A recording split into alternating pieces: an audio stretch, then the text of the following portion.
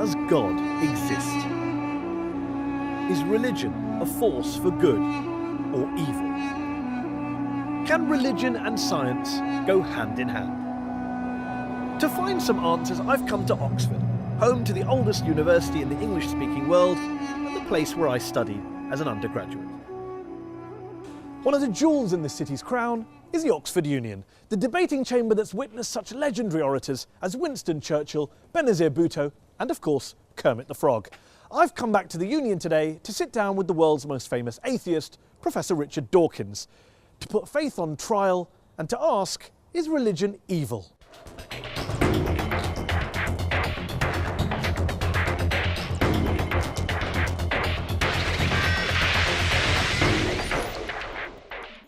Muslims riot in protest against a truly awful film demonising Islam.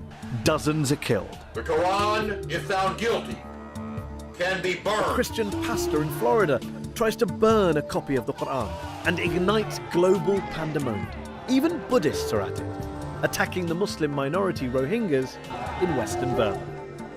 And of course, the conflicts plaguing the modern Middle East are often blamed on ancient hatreds between the children of Abraham. Remember 9/11? Was this religiously inspired terrorism? Thousands died. Yet here's the thing. Societies without faith haven't fared much better. Communism banned all religions, as Joseph Stalin and Mao Zedong systematically slaughtered millions of their own countrymen. Is science any better? Since Galileo and Darwin, scientists have sought to stamp out ignorance and unravel the mysteries of the universe. But science has also poisoned the environment, unleashed killing on an industrial scale, and now threatens our entire planet. My guest today, however, stands firmly on the side of science and has provoked controversy with his attacks on religion. Ladies and gentlemen, Professor Richard Dawkins. One of the most prolific thinkers of his generation, he shot to fame in the 1970s with his research into genetics, and his book, The Selfish Gene, transformed evolutionary biology. His most famous work, The God Delusion, sold millions of copies and has been translated into more than 30 languages. Richard, thanks so much for joining us here on Al Jazeera. Before we go any further, I just want to check something. Are you an atheist? For all practical purposes, yes. Nobody can actually say for certain that anything doesn't exist. But I'm an atheist in the same way as I'm an a-leprechaunist and an a-fairyist and an a-pink unicornist. So you're not 100% sure God doesn't exist, but you're sure enough to make it practically... I'm as sure as you are sure that fairies and leprechauns don't exist. And do you see an equivalence between the idea of God and the idea of a fairy and a leprechaun? The evidence for both is equally poor. You say in The God Delusion, one of my favourite sentences that jumps out of the page, that the God of the Old Testament is a petty, unjust, unforgiving control freak, a vindictive, bloodthirsty ethnic cleanser, a misogynistic, homophobic, racist, infanticidal, genocidal, filicidal, pestilential, megalomaniacal, sadomasochistic, capricious, malevolent bully. As a piece of rhetoric, superb. But do you really believe that? Congratulations on getting megalomaniacal right, by the way. Most people fumble on that.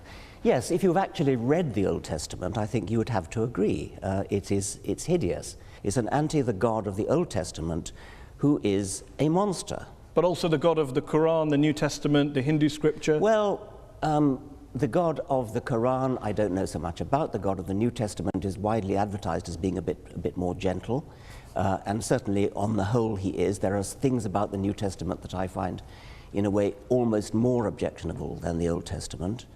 But the sheer horror of the character, I said he was the most unpleasant character in all fiction, because I regard it as fiction, of course. And yes, he is. I mean, he's jealous, he's vindictive, he's callous, he's cruel. And yet this is a God that is worshipped by, loved by, adored by, well, followed by millions, billions of people. I hope not. I hope that the God that is adored by millions of people is a grown-up kind of God who is no longer... I hope that most people who... The kind of people I would like to know who worship and admire him regard those stories as not literally true. Now, there are some who do regard them as literally true, and I suspect they either haven't read the Old Testament or they're not the kind of people I would wish to know, because you do not want to worship a character like that. By all means, worship some kind of great spirit of the universe, some kind of creative intelligence who created the universe, but don't worship this vile, vindictive monster of the Old Testament. Why throw around these sweeping statements about religion? Not the God of the Old Testament, but religion itself being evil. I mean, do you believe religion is evil? No. But you say plenty of times in this book that religion is evil. You said in a speech famously that I think a case can be made that faith is one of the world's great evils, comparable to the smallpox virus, but harder to eradicate. I do think that, yes. Because what I'm talking about there is faith, where faith means belief in something without evidence. Because if you believe something without evidence, then that justifies anything. You're no longer vulnerable to somebody coming back at you and saying, hang on a minute, let me argue the case. If you believe it without evidence, which is what faith is, then you don't argue the case. You say, no, I'm not arguing that case. This is my faith. It's mine. It's private. I don't dissent from it. I don't retreat from it. You're just going to have to accept it. Now, that is evil. And yet you spend so much of your time debating people of faith. So clearly people of faith are interested in having discussions. They're not just all blind believers insisting on their way of... Well, nobody said anything about all of them. I mean, the vast majority of religious people are perfectly good, nice people, as you are. There's no suggestion I've ever made that all religious people are evil. Of course not. There is a logical progression that goes from believing in faith, having faith that your God tells you to do something, and doing terrible deeds, like suicide bombing, like flying planes into skyscrapers. The vast majority of people of faith don't do such terrible things. But those people who do terrible things do it believing that they are righteous and good, and they think that they're doing the will of their God. So they're not evil people, they're actually good people by their own lights. They believe they're doing good things, and that's why religion is evil, because it can make you do evil things believing that they are good. Do you really believe that people who go out and carry out suicide bombings, it is faith? Religion is to blame, not geopolitics, not the world, not their lives, not what's going on around us. It's religion, plain and simple. Not always. It's not in the case of the Tamil Tigers, for example. But I think in a great majority of cases it is, and I think it certainly makes it a hell of a lot easier. The evidence is plain that in many Islamic suicide bombers, you talk to them, those who fail, you talk to them afterwards, they've got paradise on the brain. They're desperate to go to a martyr's heaven. And that's what they think about. Professor Robert Pape of the University of Chicago studied every known case of suicide terrorism, 315 cases.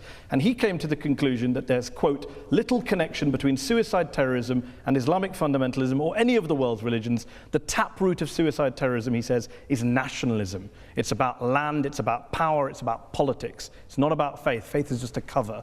What do you know that he doesn't know? Well, I've seen other evidence. There are different people say different things. I've seen plenty of testimonies of suicide bombers who have said precisely that they do it because they want a martyr's paradise. Do you include the 7/7 bombers in that case as well? Yes, I believe so. Have you watched their suicide videos? I'm not sure that I have, no. They talk about Afghanistan, they talk about Iraq, they talk about crusades, they talk about war between the West and the Muslim world, they talk about invading armies. I mean, there's a lot of real world stuff in there. I'm not saying, of course not, that faith doesn't play a role, but I'm just interested in this idea that you think faith is the issue. You said in a very famous column you wrote 4 days after 9/11 that this came from religion. There are enormously good reasons for people to take political action, and this we see in Northern Ireland, we see it in Afghanistan, we see it in Sri Lanka, where the Tamil Tigers operated. So yes, there are political reasons, but the promise of a martyr's heaven, which is, you cannot deny that this is part of Islamic doctrine. Martyrs go straight to paradise. Yes, but not terrorists, not murderers, not criminals. Well, they believe that because they're told it by their imams. But then what about the majority of the world's Muslim clerics and ulama who came out and condemned 9/11 straight Well, I'm afterwards? delighted they did, but they were pretty quiet about it. What about the argument that says human beings are prone to violence, they're prone to carrying out crimes against their fellow man? You can blame religion, you can blame politics, you can blame economics, lots of factors, lots of excuses. What I don't get is, why do you only focus on religion? For fairness, why don't you also isolate the other factors? There are lots of other factors, and I'm quite happy to say that, yes. There are lots of, if you look at the wars of history, some of them have been about religion, plenty of them have not been about religion. I never said religion is the sole cause of wars and violence. You may not have said that, but you would accept that the new atheists, people like Sam Harris, the late Christopher Hitchens, have blamed a lot of history's wars on God and religion, and you make a similar suggestion in The God Delusion. Yeah, I would blame a lot of history's wars, but the most terrible wars in history, the two major wars of the 20th century, are nothing to do with religion. You accept that point? Yeah, of course. And the Cold War and Vietnam? Yes, I would, of course, yes. So when you have a situation where some of the world's worst crimes were carried out not by believers, how then does that square with your idea that it's religion that causes good people to do bad things, it's religion that's driving violence, your original statement against religion at the start of this? Dogmatic belief in something like religion or something like Marxism or something like Nazism, these are all, or indeed patriotism, I mean, my country right or wrong, these are all pernicious beliefs which can drive people to do terrible things. And in the Second World War, Hitlerism was driven by racism, by a sort of sub-Wagnerian pagan religion which Hitler revived. Stalin's atrocities were motivated by a dogmatic belief in Marxism. And atheism. Stalin happened to be an atheist, but he was never motivated The specifically. Soviet Union was not based on scientific rationalism, on the elimination of religion and God? Stalin persecuted the church. Stalin persecuted just about everybody. Are you saying that the Soviet Union, the leaders of the Soviet Union, were not driven by a hatred of religion and a belief that science and human progress and materialism was the way forward? They believed that materialism, science, human progress, those are kind of there was a Marxist slant on those words, and they were hideously misused. Mao Zedong, when he invaded Tibet, told the Dalai Lama that religion is poison. The subtext to the late Christopher Hitchens' book was religion poisons everything. Can you blame people of religion for saying, hold on, we've heard these ideas before, that religion poisons everything and it leads in one direction? It's an incidental fact that Mao Zedong and Stalin happened to be atheists. They Incidental, were not. it wasn't core to communism. I think it was not core to communism, no. So when Karl Marx was talking about religion being the opiate of the masses, that was just a throwaway line. Yeah, I mean, that was an out of context statement. I mean, what on earth do you think that's got to do with atheism? I don't know. Let me put a statement in context to you. Albania, one of the world's worst dictatorships, tyrannies that we've seen in the last 100 years. Article 37 of Albania's communist constitution declared, quote, "The state recognizes no religion and supports atheistic propaganda in order to implant a scientific, materialistic world outlook in people." What do you think you're saying? I mean, that's an appalling thing to say. Of course it is. Why is that an appalling thing to say? What do you disagree with in that statement? Why would I want to support atheistic propaganda? I support science and truth. But you don't support spreading atheism. I support spreading science and truth. If that happens to be atheism, I support it. I'm not going to start bullying people into being atheist. I'm not going to start trying to compel people to be atheists. That was what the Albanians were doing. It's nothing to do with what I want to do. Of course, but you'd like to persuade them not to be believers and become atheists. I'd like to raise consciousness in a gentle, civilized way, using argument, rational argument, from evidence. In your book, you cite lots of evidence for the bad things religion's done. What I wonder is, if you were being fair, wouldn't you have also included some of the good things that religion's done?